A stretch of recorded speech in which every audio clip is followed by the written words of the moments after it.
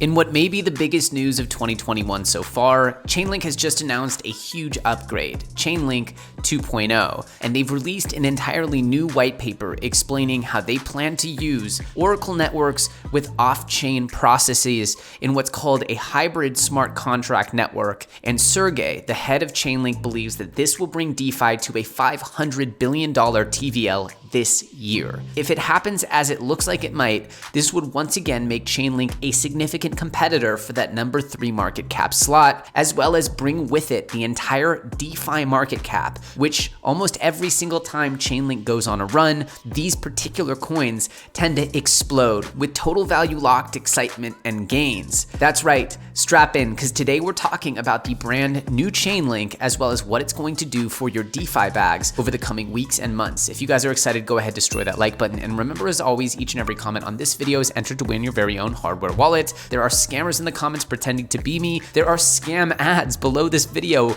claiming to have a personal trading group or an arbitrage group. None of that stuff is mine. Please avoid it. With that said, let's dive in. So first and foremost, we have this article here saying Chainlink 2.0, a plan to turn DeFi into a $500 billion industry. Now, I would argue that by market cap it already is. However, let's just stick to the specifics here, which is that Sergey Nazarov is talking about a $500 billion TVL, which I argued would happen this year. I said we're going to get hundreds of billions of dollars in TVL and that it would push up closer towards the $1 trillion mark. This was back when we had a $12 billion TVL, and right now we're on the brink of pushing that much closer to a 6-figure billion TVL. Regardless of whether or not my predictions line up with Sergey, the reality is that Chainlink is a tip of the spear leader in the DeFi industry. Their smart contract oracles are literally the Ethereum of their category, the first of their kind, and one of the most important innovations in the space, powering not only a ton of off-chain data, but also a ton of on-chain useful stuff like verifiable randomness, which we actually use in our smart contracts for like pack openings and other stuff that requires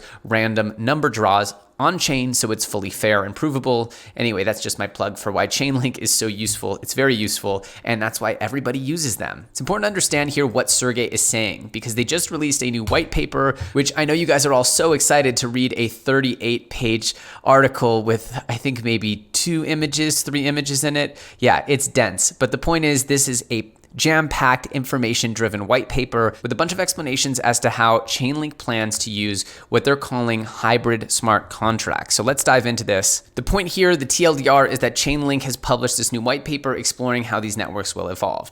The new Chainlink white paper reveals startups' plan for a big leap forward in the evolution of hybrid smart contracts that Sergey Nazarov is convinced will come to define the blockchain industry. Hybrid smart contracts are about combining blockchain smart contract application capabilities with off-chain worlds, proof of data, and computations. So essentially what we're doing is combining what the blockchain does best with what off-chain stuff does best and mixing them in a way that creates the best possible outcome. We know that the blockchain is incredibly secure, that it's really good for reliable and trustless transactions. There's a bunch of stuff that the blockchain is phenomenal at. There's also stuff that the blockchain is really, really bad at. And this is definitely the underpinnings of what I'd call the growth phase for the blockchain industry. For example, my video game studio is building blockchain games that use traditional centralized game servers to run these super high fidelity and exciting video games.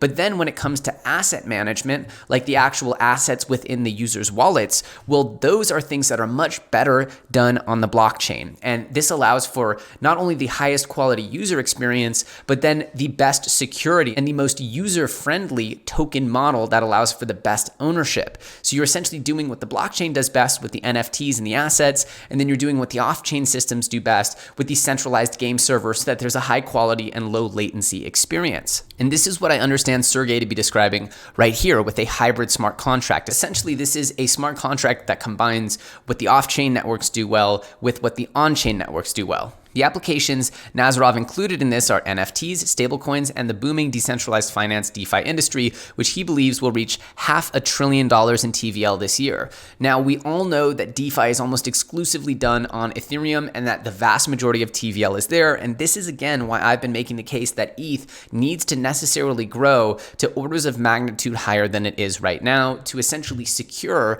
this $500 billion to $1 trillion worth of TVL. And I made this prediction back at $12 billion billion TVL. You guys who follow the channel know I've been like a broken record about this, so it's really nice to hear echoes of this exact thesis from one of the leaders of the decentralized finance movement, which is Sergey Nazarov. According to Sergey, blockchains were basically just token platforms, and what we're seeing is a redefinition of what the blockchain industry is about, away from just being about Bitcoin and just being about tokens to being about many more things. Nazarov believes that the Oracle networks and hybrid smart contracts are the way forward. In the past 2 years, Chainlink has emerged as the dominant decentralized Oracle provider for Ethereum's DeFi space, where it connects blockchains to external resources such as price data. The new white paper, Chainlink 2.0, Next Steps in the Evolution of Decentralized Oracle Networks, builds on the foundation the startup has established to reveal a new meta layer, architecture for hybrid smart contracts, the place where all of the coordination happens. Now, diving deep into this meta layer, what we see is that decentralized Oracle networks, also called DONs,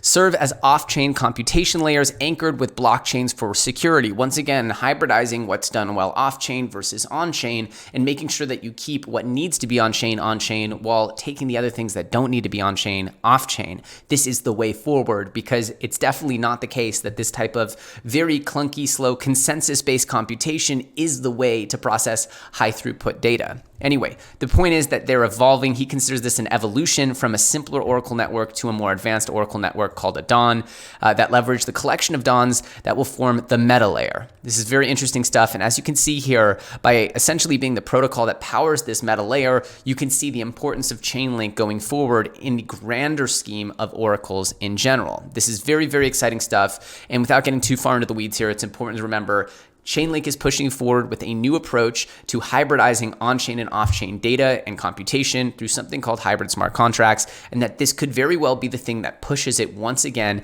to have a parabolic run here as it starts to capture even more use and utility. Now, this has pushed Chainlink up about 10% on the day, but I know what you guys are thinking, which is, what coin should I be looking at now that we've seen Chainlink make this announcement? Is it just Chainlink? Well, I've always encouraged people to stack up their Chainlinks and hold them long term, and we've been doing that since Chainlink was just a couple of bucks, pushing very much to the narrative that this was going to be an absolute ringer for the bull run, kind of like an Ethereum of its own category. But now it's important to realize that there actually is an Oracle list here on CoinGecko that you can get your hands on. If you go to Chainlink's chart, you can see here there's this Oracle tag. You just click on it and it'll take you here to the Oracle list on CoinGecko. And what you'll see is that there are several projects in this category. Now within this category, there's a few that I've covered extensively, one being API3, another being Dia, and we've even covered Band quite a bit. Now all of these are fantastic holds because they are very much so the next competitors in line for the Oracle crown. I've also covered Option Room, which I think is a fantastic project, as well as Ori Chain. It's important to realize that as Chainlink bulls, it will bring with it the entire Oracle market cap. And we can see here API3 pumping about twice as hard as Chainlink and Band pumping about 4 times as hard as Chainlink. And this is just how things tend to go. As Chainlink turns bullish, so do the oracles. And if you're looking for some more degenerate activities, looking down here in these smaller market caps, you know, the under 20 million market caps, things like DOS and Bird and these types of things, UTU, they're not necessarily the high quality projects that will capitalize on this Oracle movement nearly as much as Chainlink or API3 or Dia or Band Protocol, but more than likely these things will pump like crazy during Oracle season, which I believe is setting up for another massive comeback along with DeFi in general. Now, as DeFi comes back, it's important to remember that insurance protocols will go ballistic because you need insurance to have a tremendous amount of TVL and DeFi. $500 billion worth of TVL. Most of that will come from huge asset managers and will need to be insured. So that's why things like Bridge Mutual Insurance, which is a project that I've loved and covered for a very long time. In fact, I got a significant amount of the LEO Trades community into that pre-sale because we were actually the first people to cover Bridge. This project still has a lot of upside as it's settled down finally for the first time since its real explosion after IDO. And now you can see it's really wanting to stabilize here around that $2 level. And I believe there's a lot of upside for this project once the bull run and the Oracle season and DeFi Mania 2.0 kicks off properly. This is just one. Again, you can click into the insurance category and you can see that there's a lot of insurance projects as well, but BMI is one of my favorites. You can see that there's a bunch that you can go ahead and investigate. Ensure is another one to check out, as well as Union Finance. And finally, once we get into hardcore DeFi season, you're definitely going to want to understand the projects that are allowing you to deploy your stablecoins and other types of assets for just straight up yield. And one of those that people don't really understand and that doesn't get nearly enough love here is the Duck protocol or unit protocol, which I can earn a tremendously large, sometimes around 50% APY here on Duck protocol. And some of my close collaborators have described their smart contracts as a work of art, that they're very, very gas efficient. So Duck protocol, I believe, is an undervalued gem in the DeFi space that will probably go absolutely ballistic as DeFi mania comes back. This is certainly not an end-all be-all list. BMI and unit protocol are just examples of projects that I could see doing really well as DeFi mania comes back. But as that happens, we're going to start to definitely go deep and find those gems for you so that you can understand why I'm valuing certain DeFi protocols over others. So there you go, Chainlink 2.0 finally revealing itself, one of the most important and critical DeFi protocols in the world, now getting a fresh coat of paint and looking onwards and upwards to a new mountaintop of functionality and utility driven by what they're calling hybrid smart contracts. Now, personally, like I said with my example of using the video games that we've built, that's the mentality that we've taken towards our development, which is using the blockchain for what it's best at, the security, the stability, asset management, and then looking for high throughput computation layers elsewhere, because that's going to create the best user experience that's going to hold and retain users while giving them access to the world of crypto assets that they desperately need to improve their digital lives. I do believe that this is extremely exciting, and I'm very excited to see how this impacts the larger Oracle space, the larger DeFi space, if this catalyzes yet another parabolic run, which I do believe will happen on the Chainlink chart. Let me know what you guys think about this. If you guys got some value out of it, go ahead, destroy that like button. Remember, as always, each and every comment on this video is entered to win your very own hardware wallet. Please avoid scammers. I will never ask you to contact me in the comment section below. As always, my name's Elio Trades. You can find me on Telegram or Twitter. Definitely check me out on Twitter because I'm tweeting like a fiend over there. I don't always have time to put out content. And as always, I thank you guys so much for watching. If you want more content like this, make sure you subscribe and put that notification bell on, as YouTube has been known to gatekeep some of this crypto content. And it's important that if you want these videos that you have that bell on. That said, thanks for watching, and I'll see you soon on the next episode.